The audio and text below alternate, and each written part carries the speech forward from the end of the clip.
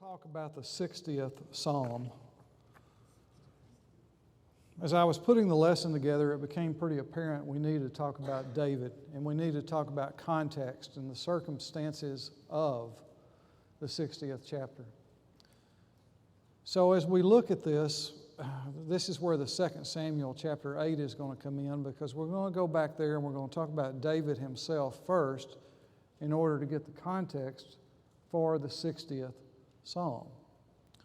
If I said to you, tell me something about David, what would you say? I knew that was coming next, right? David was described as a man after God's own heart. Do you know where he was described that way? Do you remember what the circumstance was? If you'll look in 1 Samuel chapter 13, you'll see that Samuel first said those words. What were the circumstances? Who preceded who preceded David as king? Was Saul a good king, a bad king? What was he? He started out okay and got worse, right? What were the circumstances in 1 Samuel 13 when Samuel said these words to David? Do you remember that?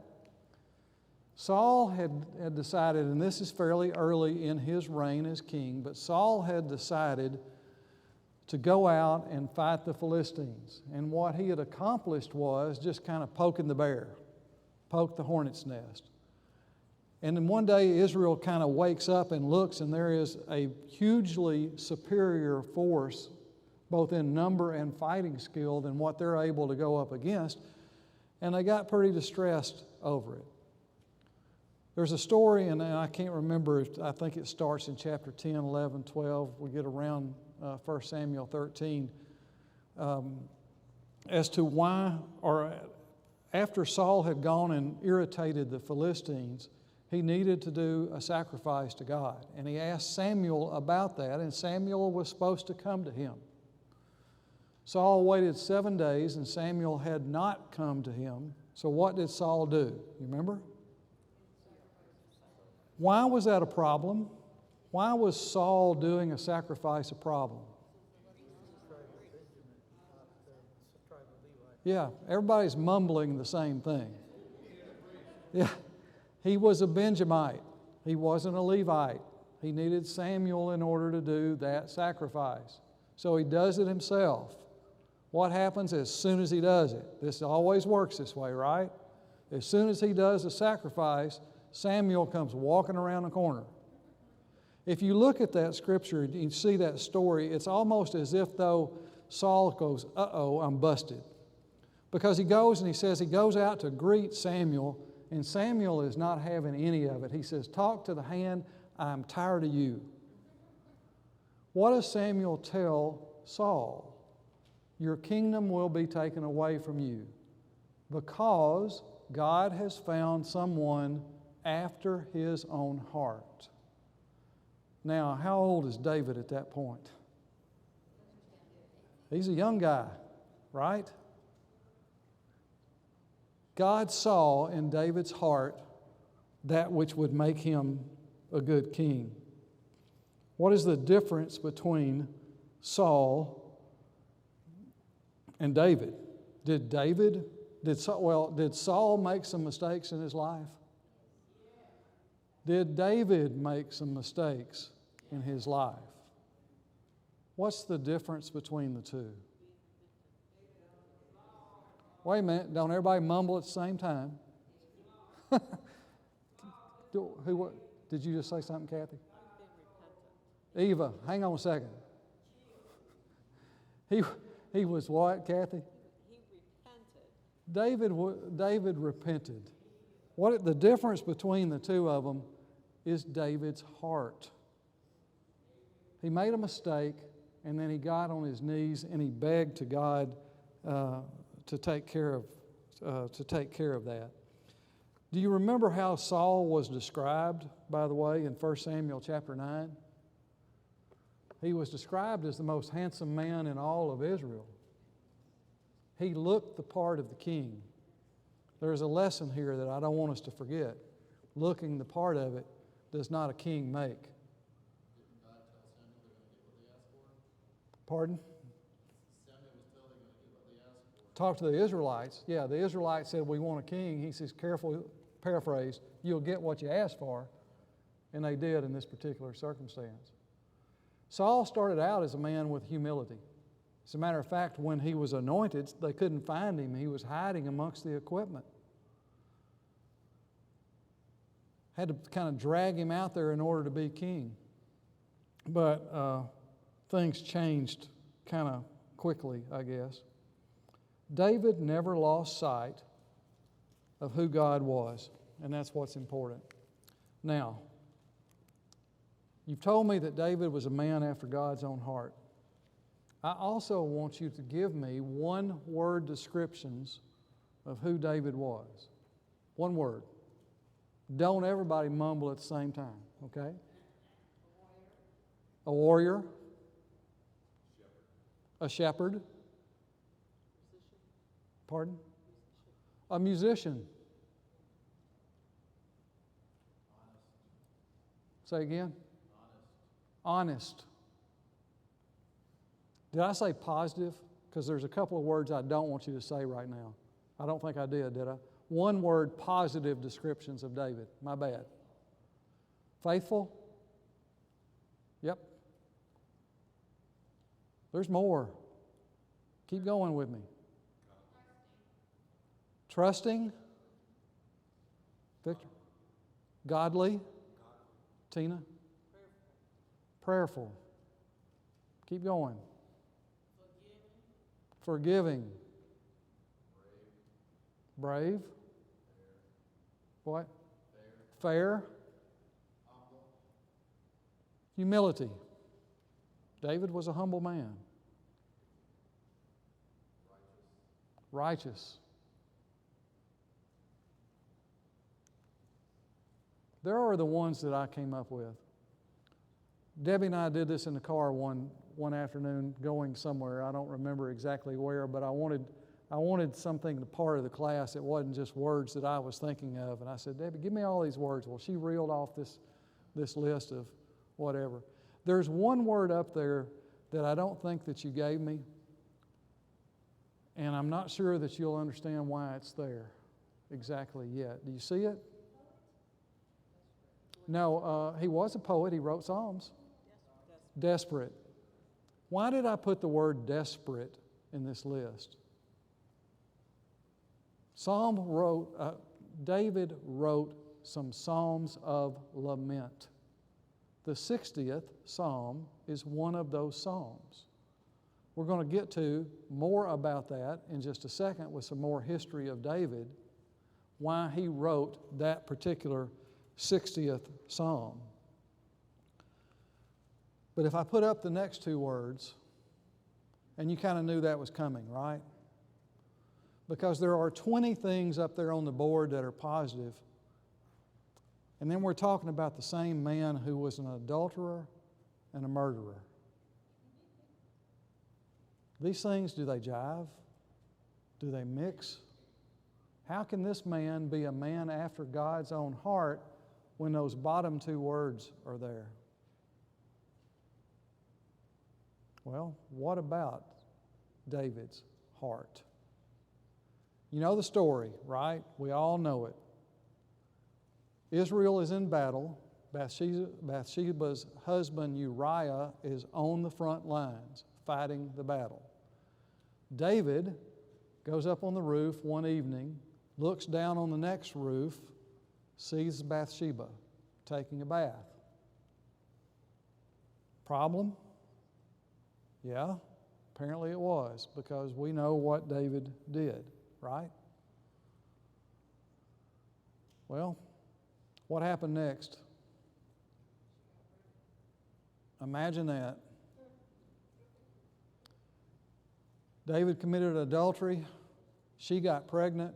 What was David's response to that? Yes, he did. How did he go about doing it? The cover-up is what? always worse than the event that it's trying to cover up, right? We ought to learn that lesson. How did he try to cover it up? Pardon? Put him in the front. He didn't belong in the front. He was higher ranking. Yep.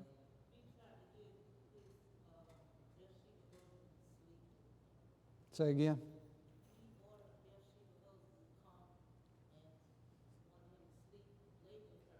Yes. He sent word to the front. He said, "Send me Uriah." He brought him back. He asked Uriah how things were going at the battlefront. And he said, "Uriah, and this is paraphrased obviously, you've done a good job. I want you to go home, have a rest." What was he trying to do? Get Uriah into the house, let him go to sleep with his wife, cover up the fact that she was pregnant with his child. See, this is not just adultery and murder. This is deep when he goes here. What did Uriah do? He walked outside and he laid down in the king's doorstep and slept on the ground because he couldn't go home because his friends, his fellow soldiers, they were in the battlefield, they were in the trenches, they were on the front lines, and he could not go home and participate in the niceties of having a warm bed and being with his wife and having good food to eat and all that kind of stuff, knowing that his friends were in the battle. David called him back in the next day when he found out about it, got him drunk the next day, tried to send him home. He still didn't go home. David wrote a letter to Joab. He said, "Put him on the front, withdraw from him, let the chips fall." This is the man that we've got the 20 positive things about up here, who was called a man after God's own heart. Remember that penitent part? Yeah. All right, let's go back to 2 Samuel chapter 8. No, let's not. Hang on a second. Let's stay where we are. I almost left the part about Nathan out. Nathan the prophet goes to see David. What does he tell him a story about? Remember? A rich man and a poor man. The poor man had a lamb, and it was the only thing he had. The lamb ate with him. As a matter of fact, Scripture says this: the man treated the lamb like his daughter. Some of us have pets that we think are part of our family, don't we? See, people were doing it long before we ever thought about it. What did the rich man have? All kinds of flocks. The rich man had a guest who was coming in to visit. He had to fix a guest a meal. Where did he go get the lamb from? From the poor man. Can you imagine? How could you be that just greed-driven, I guess? I don't know. David was doing some bad stuff too, wasn't he? So the rich man goes and gets it. Nathan tells him this story, and David explodes and says, "Surely this man should die." Now this is the part that's kind of in my Bible because I wrote it to the side, not because God put it there. But I see Nathan standing in front of David and getting about that far away from his face and then kind of poking him in the chest, and he said, "You are that man." What did David do?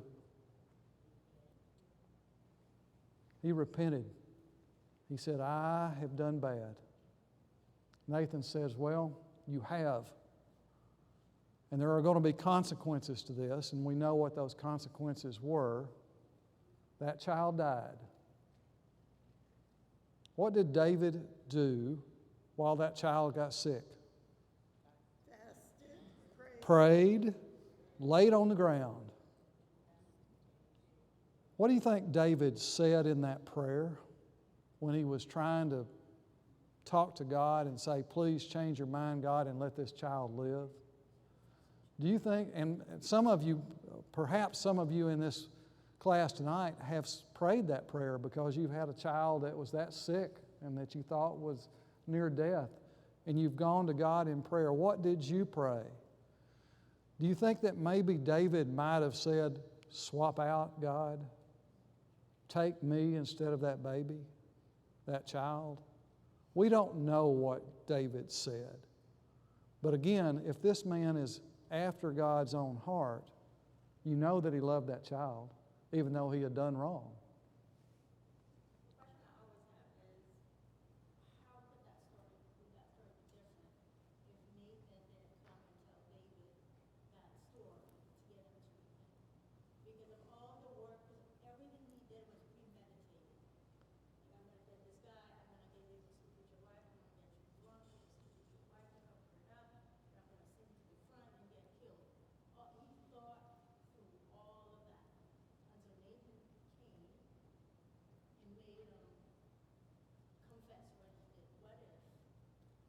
All right, the comment is, if you couldn't hear it, how would that story have been different if Nathan hadn't approached David? And there's a lesson there for us. When we know that sin is in front of us, do we just ignore it or do we address it? Nathan addressed it. And because of that, David repented. He went in, he laid on the ground, he pleaded for the child's life. God said, no, this is what's going to happen. The child died. When he got through, when the child died, and those that were assisting David were trying to get him to get up off the ground and trying to get him to take food and trying to lift him up, and he said no until that child died. And once the child died, he did what? He got up, cleaned himself up, and the first thing he did was he went and worshiped. A man after God's own heart. Are you starting to see that heart come through? He's done some bad things. But the word that was used, and I think it was Kathy or Tina that used the word penitent. Do you see that with David? Was there a hand? No? All right, sorry. Go back to 2 Samuel chapter 8. In 2 Samuel chapter 8, David's army had been fighting. They had been winning. They had been doing those things that armies do. They had been expanding the territory. And in the first part of chapter 8, 2 Samuel chapter 8, David is on a high. He's done these good things. He's won these battles. He's expanded the territory, expanded the kingdom. We go to chapter 9, and he performs an act of kindness for Mephibosheth. Remember that? Mephibosheth was Jonathan's son. And David asked the question, who is left of Saul's house that I could do something kind for? Mephibosheth was lame, couldn't walk, both feet. David brought him into his house, made a place for him. Didn't have to do that. As a matter of fact, those heathen kingdoms that were around Israel, around all the 12 tribes of Israel, typically when a new king came in, what happened to the old king's family? They weren't left. The new king didn't want anybody left that might take the kingdom away. David is just the opposite. He does a kind thing for Jonathan's son. We get to chapter 10. Remember the Ammonites? All right. The king of Ammon, apparently at some point in his life, had done a good thing for David. And the king passed away. David said, I'm going to send emissaries to the funeral. I'm going to console the king's son, who is now the new king, and show kindness to him because his father showed kindness to me. How'd that work out, by the way? When they went up there, what did the king's servants, council, cabinet, whatever you want to look at, what did they think that the Israelites were there to do? Spy on them. David's going to come wipe us out. So what did they do to David's men? This is a great story in the Bible if you don't know this. They shaved off half their beard. Now, I don't know if it was bottom half or like left or right. I'm not sure about that part. When I was in college, I had a professor at 8 o'clock and 10 o'clock, and he came in at 8 o'clock, and he had half of his face shaved. And apparently he was a guy that just did one half at a time, and literally the left half was clean and the right half was unshaven. Now, by the time we got to 10 o'clock, he had fixed that. But I have remembered that story forever. Those of you that went to Harding, come ask me. I'll tell you who it was later. But I remember that story forever because that's what I think about when I think about this. I think it would have been worse if they shaved off half of the Israelites' beards like on one side of their face. But that wasn't the only thing they did. What else did they do? They took their scissors or their knives or whatever and they cut out their garments so that their backsides were visible. So they had to start walking home with half a beard and their tush showing. Were they humiliated? Do you think just a little bit? What did David do? He sent an army up to the Ammonites and took care of the problem. The point in this is, in chapter 8, David was on a high. In chapter 9, David was on a high. In chapter 10, he came straight down. Now, the writing of Psalm 60 falls in somewhere between 2 Samuel chapter 8 and 2 Samuel chapter 10. There are some scholars who believe that it was written in 2 Samuel chapter 8 between verses 12 through 14. Because part of chapter 8 was this high after David had sent his armies out and beat up all these other countries. But apparently there was a return battle. As a matter of fact, it may have been one that Israel lost. And so after having the euphoria of winning the battles, there was another country that came back in, fought another one. David might have had to go back and fight one more battle in order just to kind of clean it up. And in chapter 10, obviously the high part of just being a good person and then having it backfire. Have you ever done something that you thought was right and have it turn out completely wrong? And you can't figure out why. That's why David in the 60th Psalm seems to be a little bit desperate. Turn to the 60th Psalm.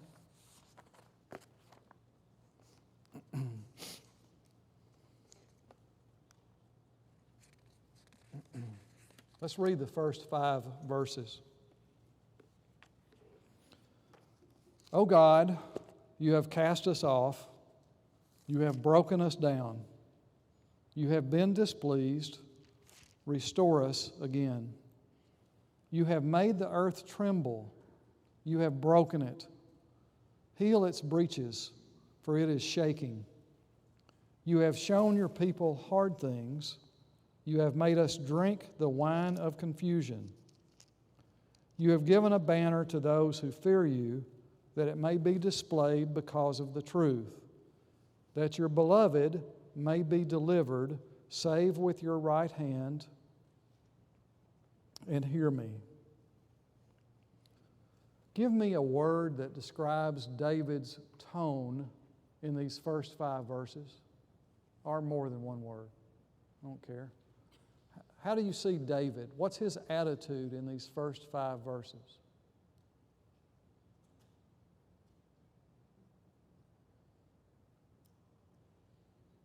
Don't everybody mumble at the same time. He is sorrowful. You remember one of those words that I put up on that list that you kind of looked at and go, well, what's that word doing in there? Desperate. Oh, there's another D word. Did you say dejected or rejected? Yes. Yeah, okay. Dejected. All right? Or the way we say it in the South, dejected. We've got these things, and David feels that way. Everything was going good, and now it's kind of going sour, and desperation creeps in. Is desperation a sin, by the way? It's okay to say no if you want to. because the answer is no. Can desperation lead to sin?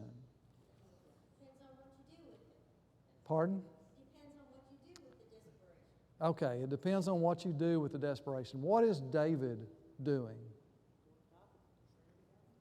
Where is David going? He is. The word that I use for the first 5 verses is raw. This is David, the real David.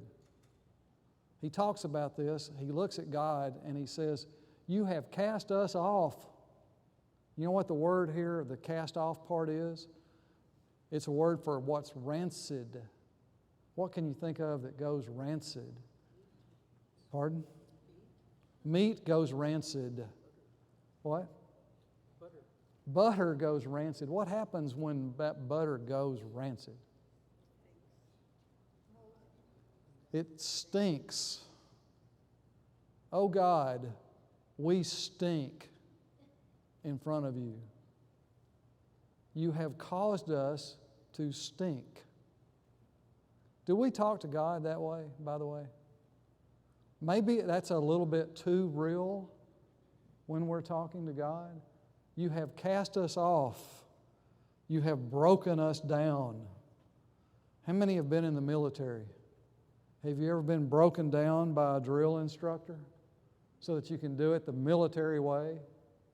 Perhaps some of you have been broken down on the athletic field by a coach, or maybe some of you have been broken down in the classroom by a teacher who expected more out of you. Do we let God see the real part of us, by the way, when we're praying? Think about the things that have happened in David's life. Think about all those things that have gone on that we've talked about tonight, some of which at the point he wrote this had not happened. But what do you see in David's personality that makes him that man after God's own heart through these things that we're talking about here? In this 60th Psalm, you have cast us off, you have broken us down, you are displeased with us. By the way, David was a man after God's own heart, and he did act in a penitent nature when Nathan presented to him the problem of him and Bathsheba. But if you'll look in chapter 11, verse 27, God made it very clear that he was not happy with David for taking this particular action. Because the last part of verse 27, I thought I had it right here in front of me. The last part of 37 says, "Nevertheless, God was displeased." So before we start thinking that, we can kind of do what we want to do as long as we're penitent about it, God was displeased. We leave a legacy, do we not?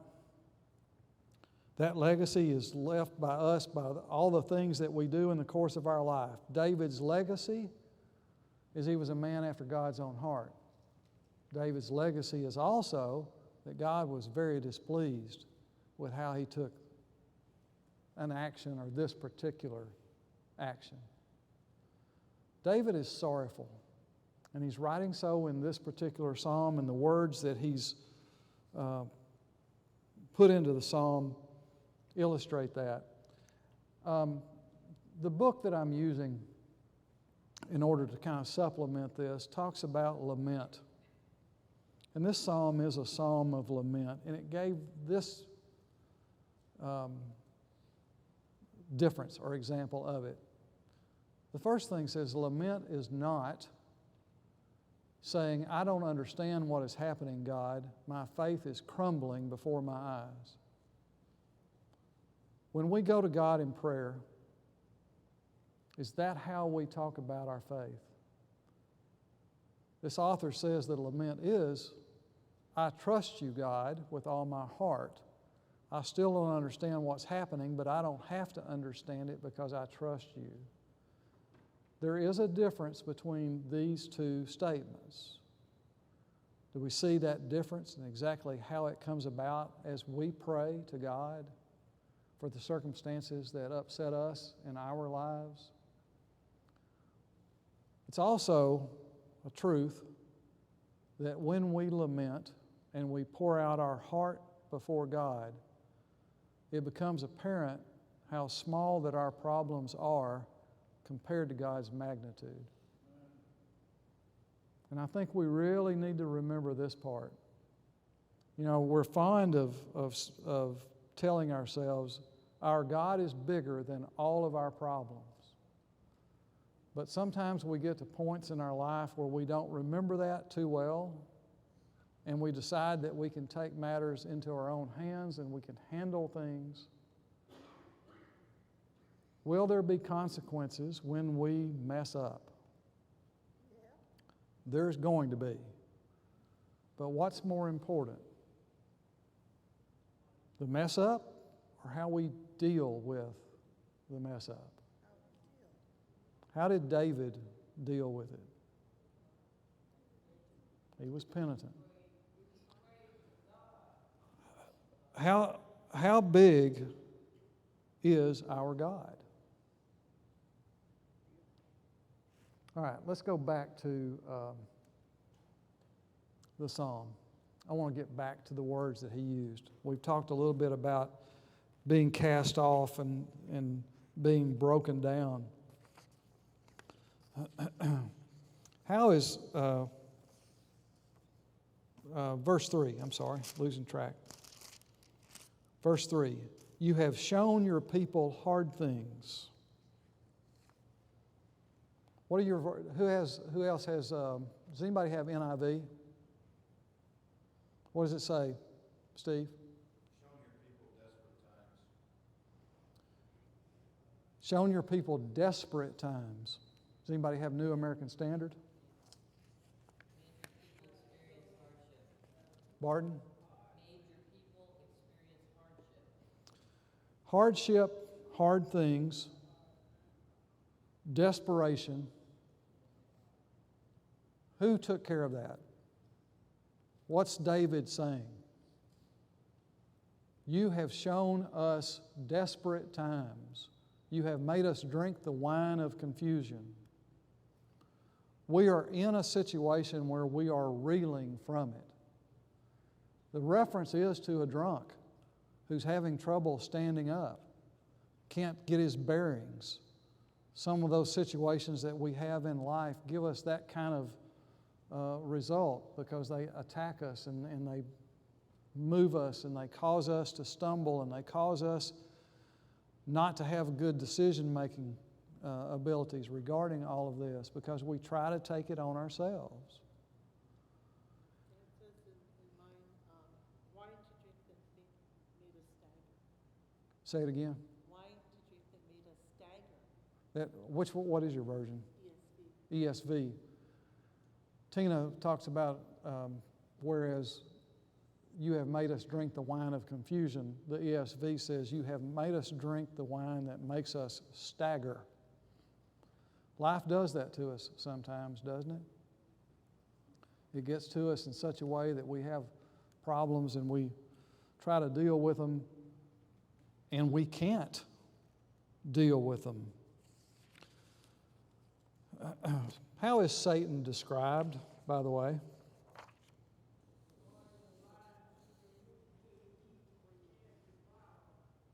Did y'all hear that? What do we do to keep from getting devoured? Eva, you need to let somebody else answer the questions. Eva's got all the right answers. Now, I'm not fussing at Eva. She's got the right answers. But she's kind of like trying to be teacher's pet where she's trying to answer all the questions. Yeah. Steve? It's kind of like elsewhere in the Bible where it says that God gave them over to their own desires. Sometimes you have to get so low, the only thing you can do is finally look up. And it seems this is what's being said here too by David, that we've reached the point that you've allowed us to reach a point that the only thing we now need to do is what we should have done in the first place, which is turn to you. That's exactly right. Did you hear what, I hope you could hear what Stephen said.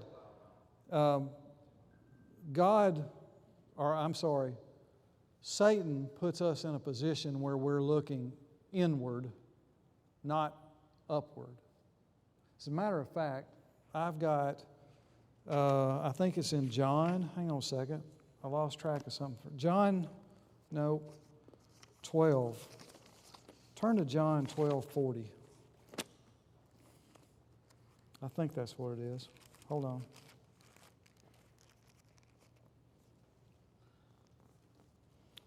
All right, this is John himself talking. And the circumstances are we're in that part of Jesus' life towards the end, last few days. That was 1, right? Okay, thank you. John chapter 12, verse 40. No, let's go back up to 37. But although he had done so, this is John chapter 12, verse 37. But although he had done so many signs before them, they did not believe in him, that the word of Isaiah the prophet might be fulfilled, which he spoke, Lord, who has believed our report? And to whom has the arm of the Lord been revealed? Therefore they could not believe, because Isaiah said again, He has blinded their eyes and hardened their hearts. Who's Isaiah talking about? Satan. He has blinded their eyes and hardened their hearts, lest they should see with their eyes, lest they should understand with their hearts, and turn so that I, God, should heal them. What does Satan do in our lives that creates that problem as he's walking about like a roaring lion, seeking whom he may devour? It's what Steve was talking about. He causes us to look inward instead of upward. David was looking inward in a big part of this lesson tonight, wasn't he? He was thinking that he was king. He was almighty king. He got humbled. What did he do when he got humbled? He went to God. He went to God in prayer. That's the context for Psalm 60. Look at verses 11 and 12 of the same psalm. This is how he ends it. Give us help from trouble, for the help of man is useless, though through God we will do valiantly, for it is He who shall tread down our enemies. Is David saying that we should not be helping our brother and our sister when they are down and out because our help is useless? Is that what he's saying? We do need to be helping our brother and sister, but whom do we need to have with us while we're helping them? Through God we help them. That's right, Bonnie. Exactly right. Through God we help them. Turn to Psalm 24.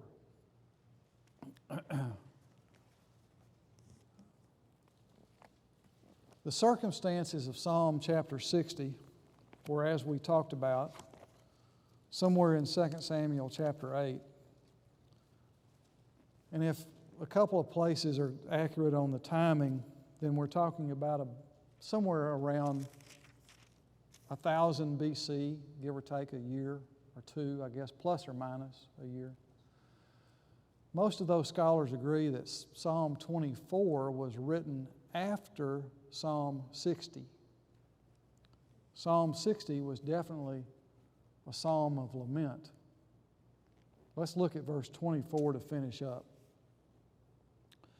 The earth is the Lord's and all its fullness, the world and those who dwell therein. He has founded it upon the seas and established it upon the waters. Who may ascend into the hill of the Lord, or who may stand in His holy place? He who has clean hands and a pure heart, who has not lifted up his soul to an idol, nor sworn deceitfully. He shall receive blessing from the Lord, and righteousness from God of his salvation. This is Jacob, the generation of those who seek Him, who seek your face. Lift up your heads, O you gates, and be lifted up, you everlasting doors, and the King of glory shall come in. Who is this King of glory? The Lord strong and mighty, the Lord mighty in battle. Lift up your heads, O you gates. Lift up, you everlasting doors, and the King of glory shall come in. Who is this King of glory? The Lord of hosts, He is the King of glory. After David writes that 60th psalm in desperation, he writes the 24th psalm. We say what a difference a day makes, right? What a difference a prayer makes. What will God do for us when we go to Him, whether it's in a good time or a bad time? How desperate can we be? Are we? Is it wrong to talk to God and express that desperation? I doubt that we do it a lot. I tend to think that probably when we get in those desperate times, we convert over and try to start talk King James to God. But there's nothing wrong with pouring out our heart and our soul and crying before our Lord God. Thank you. Next week we'll look at something, we'll continue with another psalm.